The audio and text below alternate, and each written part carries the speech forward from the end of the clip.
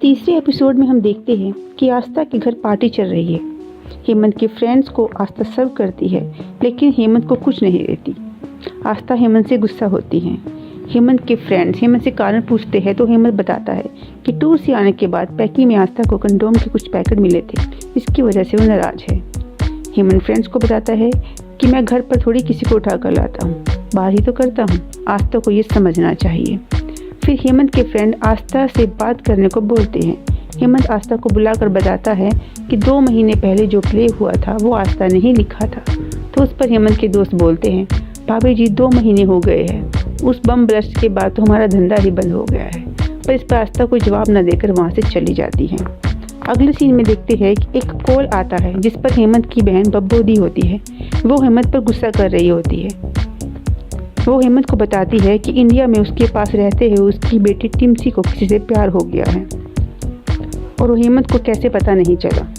हेमंत ये बोलकर फ़ोन काट देता है कि घर पर पार्टी चल रही है, वो बाद में उसे देख लेगा। हेमंत टिम्सी को किचन में बुलाकर बात करता है। परिवार के सारे लोग वहाँ पर होते हैं।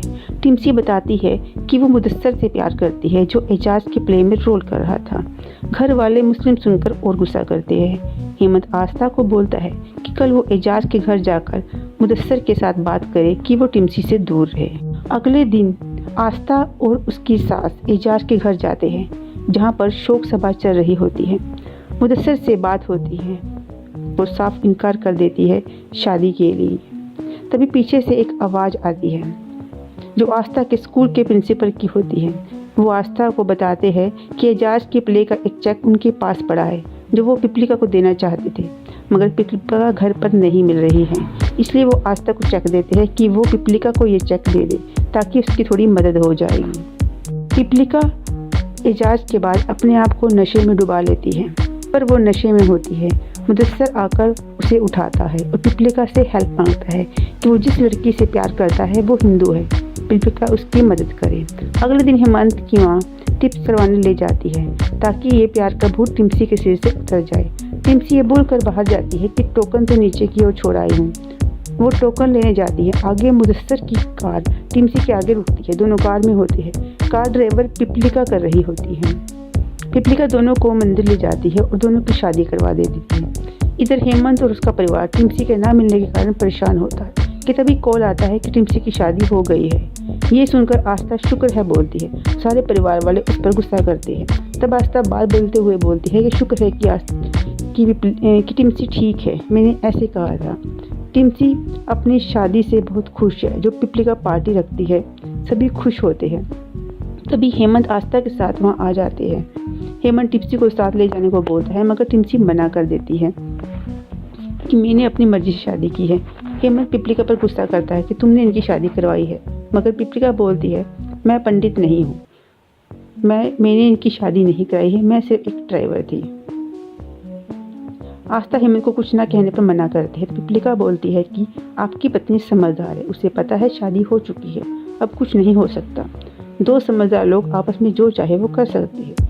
ये तो आस्था की तरफ देखकर बोलती है। आस्था को अपनी नंद पसंद नापसंद का इजहार अच्छे से करना आता है, तो आस्था एजाज की सोचती है। हेमंत गुस्सा करता है कि अब वो घर वालों को क्या जवाब देगा।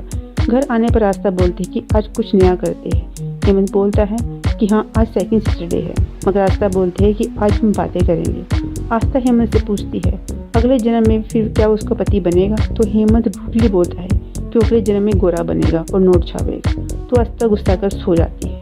अगले दिन आस्था अपॉइंटमेंट लेकर पिपलिका की आर्ट गैलरी सारी पेंटिंग में आस्था एक पेंटिंग को देखकर बोलती है कि ऐसा लगता है कि इस पेंटिंग में मैं हूँ। पिपलिका को देखकर आस्था चुप हो जाती है। आस्था बोलती है कि मैं आपको ये देने आई थी। पिपलिका बोलती है एजाज सही था, तुम हो ही इंटरेस्टेड। आस्था बोलती है सॉरी उनके लिए जो हुआ, पर यकीन करो ये सब मेरी तरफ से था। एजाज ने मुझ में मेरी बाउंड्री याद दिला दी थी। पिपलिका बोलती है तुम्हें सॉरी करने की ज़रूरत नहीं है, मेरा एजाज ऐसा ही था।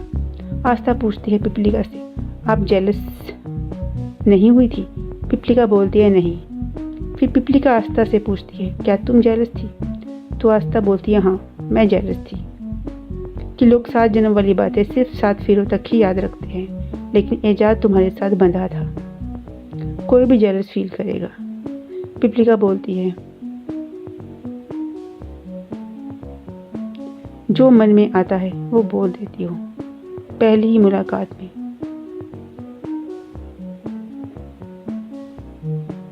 तुमने अपने दिल की सब बातें कह डाली। आस्था माफ़ी मांगती है और बोलती है, मैं ये सब आपको देना चाहती हूँ। ये कहकर वह चली जाती है। पिपलिका आस्था के पीछे जाती है। पिपलिका पीछे से पूछती है, उसके लिए रोई थी। आस्था रुक जाती है। पिपलिका पूछती है, तुम एजाज के लिए क्यों रो रही थी? आस्था बोलती है, पता नहीं, पर ये जो हाउसवाइफ औरत Hindu Muslim man made identity अलग उसने मुझे देखा था। मैंने खुद को उसकी आंखों में देखा है, फील किया है पहली बार, और आज वही चीज़ मैंने तुम्हारी पेंटिंग में भी देखी है। तुम दोनों बस एक दूसरे के लिए ही बने हो। I'm so sorry। आस्था पूछती है, तुम रोई नहीं अब तक? और पिपलिका का फेस देखकर आस्था उसे गले लगा लेती है और फिर वहाँ से आस्था चली जाती है।